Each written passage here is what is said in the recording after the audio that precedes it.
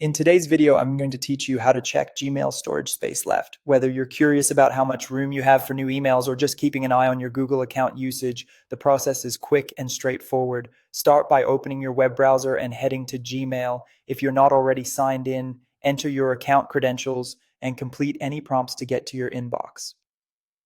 Once you're in, stay on the main inbox view and scroll all the way down to the very bottom of the page.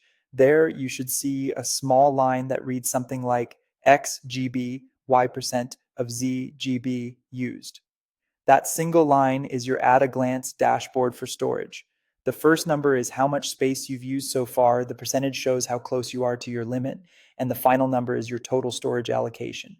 Keep in mind, for most personal Google accounts, that total isn't just Gmail. It's shared across Gmail, Google Drive, and Google Photos. So large email attachments, files in Drive, and photos and videos in Photos can all contribute to what you see here. If you don't spot the storage line right away, give the page a moment to fully load. Make sure you're scrolled to the very bottom and check that you're using Gmail in a desktop browser view where that footer is visible.